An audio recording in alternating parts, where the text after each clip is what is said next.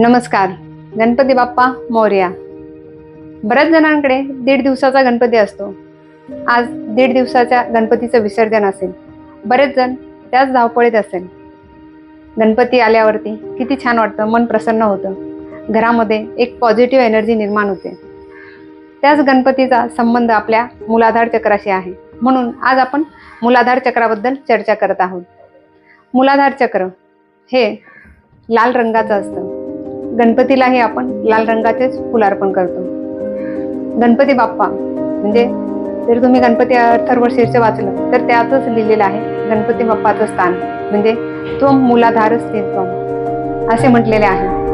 मूलाधार चक्राचे स्थान हे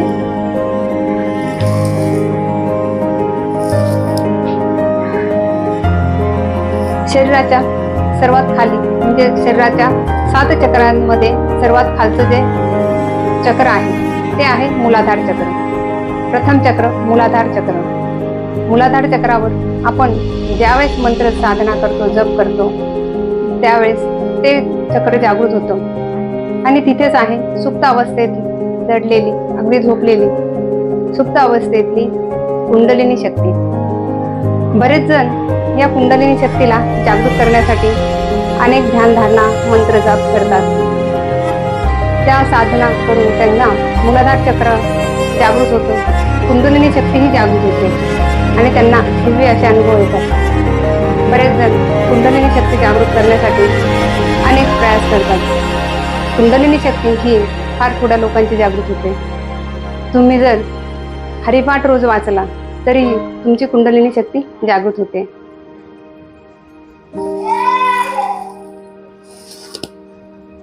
मूलाधार चक्राच्या ठिकाणी एवढा प्रचंड तेज प्रकाश म्हणजे 10 लाख सूर्य चमकल्यानंतर जो प्रकाश निर्माण होईल असा प्रकाश ह्या मूलाधार चक्रावर असतो. ह्या मूलाधार चक्राला जागृत केल्यानंतर तुम्हाला दिव्य अशी शक्ती प्राप्त होते. तुमच्या वाणीमध्ये एक असं विलक्षण तेज येतं की तुम्ही जे बोलतात ते खरं होतं. अगदी स्वामी समर्थ, गजानन महाराज यांच्यासारखे दिव्य पुरुष तुम्ही होतात. आपल्याकडे संत होऊन गेलेत. संतांचाही आपल्या कुंडलिनी शक्तीवर चांगला म्हणजे त्यांची कुंडलिनी ही 100% जागृत होती. म्हणून त्यांना या मोहमायेचा कधीही भुरळ पडली नाही. या जगाचा त्यांना कधीही मोह वाटला नाही. ज्यावेळेस कुंडलिनी जागृत होते त्यावेळेस तो व्यक्ती सर्व विद्येमध्ये पारंगत होतो. त्याच्याकडे सर्व ऐश्वर्य त्याला प्राप्त होतात. त्याचप्रमाणे तो व्यक्ती अगदी एखाद्या राजाप्रमाणे तेजस्वी, अगदी जसं आपण म्हणू की एखादा जणू परमेश्वर, दिव्य परमात्मा असा बनतो. हे मूलाधार चक्र लाल रंगाचं आहे. याचा रंग लाल आहे. याचे तत्व पृथ्वी तत्व आहे. सामान्य माणसांना या चक्राचा काय फायदा असं प्रत्येकाला वाटत असेल. तुम्हालाही वाटत असेल की ह्या मूलाधार चक्राचा माझ्यासाठी काय फायदा. आपण योगी, महात्मा किंवा साधू संत कदाचित बनतीलही. काही आहे की जे सर्वसामान्य आहे माझ्यासारखे की हो आम्ही साधू संत नाही बनू शकत, पण आम्ही सरळसार जीवन जे आपलं जीवन जगतो सर्वसामान्य जीवनामध्ये या मूलाधार चक्राचा कशा प्रकारे वापर करून घ्यायचा किंवा ह्या एनर्जीचा, ह्या ऊर्जेचा आपल्या दैनंदिन जीवनामध्ये आपल्याला काय फायदा आहे किंवा हे मूलाधार चक्र बिघडलं तर काय होतं, तर आपण त्यावर आज चर्चा करूया. जसं आता गणपती उत्सव चालू आहे म्हणून हा विषय घेतला आहे मूलाधार चक्र. कारण मूलाधार चक्रावर आदित्य म्हणजेच अधिपती हा गणपती आहे. त्याचंच आधिक्य ह्या ठिकाणी आहे, त्याचाच अधिकार आहे या मूलाधार चक्रावर. हे मूलाधार चक्र गणपती उपासनेने, गणपती मंत्राने हे तुम्ही जागृत करू शकता. इथली ऊर्जा तुम्ही प्राप्त करून घेऊ शकता. गणपतीचा आशीर्वाद घेऊन या चक्राला तुम्ही ऊर्जावान करू शकता. आपलं रोज सकाळी मेडिटेशन असतं. गणपतीचा बीज मंत्र आपण याच्यावर बोलतो. गणपतीचा गायत्री मंत्र आणि सेवन चक्राचे जे मंत्र आहे ते आपण बोलतो. गणपतीची उपासना जर तुम्ही केली तर ह्या चक्रामध्ये जी ऊर्जा आहे ती वरच्या दिशेने जागृत होते आणि तुमचे सर्व चक्र ऊर्जावान करते. आपल्याला ज्या भौतिक सुखांची इच्छा आहे ते भौतिक सुख प्राप्त होतात. त्याचप्रमाणे तुमचे जे शारीरिक आजार असतील काही जे मूलाधार चक्राशी संबंधित आहे त्या चक्रांच्या म्हणजेच त्या चक्राच्या ऊर्जेने ते आजार कमी होण्यास मदत होते. गणेश पुराणात म्हटलेलं आहे, जो गणपतीची उपासना करतो त्याचं मूलाधार चक्र हे जागृत होतो. त्याला परब्रह्म म्हणजेच हे ब्रह्मांड काय आहे याची अनुभूती येते. त्याच्या सर्व इच्छा पूर्ण होतात. तो एक दिव्य आत्मा म्हणजेच अगदी साधू संतांसारखाच दिव्य साधू पुरुष बनू शकतो. जर तुम्ही गणपतीचा मंत्र रोज तुमच्या मूलाधार चक्रावर हात ठेवून जर तुम्ही म्हटले तर तुमचं हे चक्र जागृत होतं. ह्या चक्राचा संबंध पृथ्वी तत्वाशी आहे. तुमचं नातं पृथ्वीशी घट्ट असतं. म्हणजे काय तर तुम्ही तुमचे जे निर्णय करतात किंवा तुम्ही जो ध्येय निश्चित केलेला आहे ते तुमचं दृढ राहतं. तुम्ही जे संकल्पना केलेली आहे ते दृढ होते. अगदी जसं आपण म्हणतो एक वाणी एक वचन, त्याचप्रमाणे तुमची वाणी तुमचा शब्द हा अगदी ज्याप्रमाणे जमिनीशी घट्ट जोडलेलं नातं असतं म्हणजे झाड हे जे जमिनीशी घट्ट जोडलेलं असतं त्याप्रमाणे तुम्हीही घट्ट जोडलेले असतात तुमच्या निश्चयाशी तुमच्या ध्येयाशी. त्याचप्रमाणे आपल्या जीवनाला सुरक्षितता आणि ध्येय निश्चिती करण्यासाठी लागणारी एनर्जी मिळते.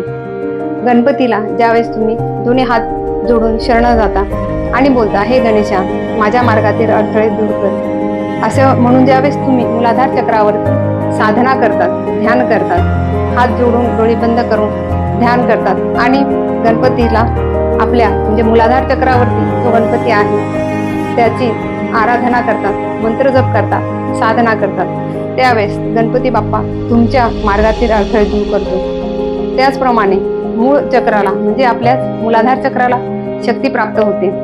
ही शक्ती प्राप्त झाल्यामुळे तुम्हाला पुढे काय घडायणार आहे किंवा पुढे काय करायचं आहे हे समजतं. तुमचं ध्येय जे तुम्हाला पूर्ण करायचं आहे त्यावर तुम्ही दृढ राहता आणि ज्यावेळेस तुम्ही दृढ राहता त्यावेळेस तो संकल्प 100% पूर्ण होतो.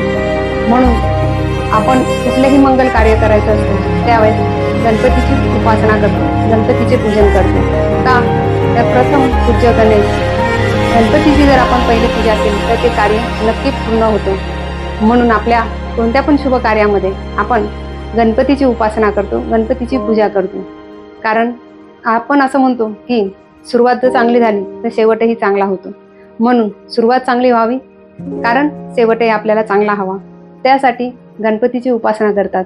त्याचप्रमाणे आपले सर्व चक्र जागृत व्हावे म्हणून गणेशाची उपासना करतात. कारण इथून जर ऊर्जा वरच्या दिशेला गेली तर तुम्हाला आपल्या सहस्राकार चक्रावर जो परमात्मा आहे, ब्रह्मांडाचा जो निर्माता आहे, त्या निर्मात्याशी तुम्ही एकरूप होऊ शकतात आणि ही एनर्जी अनुभवू शकतात. मूलाधार चक्र हे बंद पाकळ्याच्या स्वरूपात म्हणजेच आपल्या शिवणीजवळ आहे. मूलाधार चक्र एका बंद कमळाप्रमाणे आहे. ह्याच याच्यावरती जर आपण गणपतीची साधना केली, मंत्र जप केला तर इथे असलेला गुंता हा सोडवला जातो. हा गुंता कसा सुटतो तर तुम्ही ध्यान धारणा केली, आसन आहे, ध्यान आहे, याचा पण एक आपण व्हिडिओ घेऊन येणार आहोत. ध्यान म्हणजे काय, आसन म्हणजे काय, आपल्या ह्या चक्रांशी आणि आपल्या शरीराशी त्याचा काय संबंध आहे हे सर्व आपण बघणार आहोत. आपली शरीर प्रकृती काय आहे. जर आपण बरेच जण बोलतो की नॉनव्हेज खायला हवं, कोणी म्हणते शाकाहारी असायला हवं, तर काय आहे खाण्यापिण्याचे नियम हे सर्व आपण बघणार आहोत. मूलाधार चक्र याची ऊर्जा ज्यावेळेस वरच्या दिशेने जाते त्यावेळेस तुम्हाला परमात्म्याची म्हणजेच परमात्म्याची प्राप्ती होते. हे तर आपण मागेच बघितलं आहे. तर ह्या मूलाधार चक्राचा मंत्र काय आहे, याचा रंग काय आहे, तर याचा मंत्र आहे लम, याचा रंग आहे लाल आणि याचं गुणधर्म काय आहे तर याचा गुणधर्म आहे तुम्हाला स्थिरता देणं, स्थैर्य देणं, ऐश्वर्य देणं, तुमच्यामध्ये हिंमत देणं.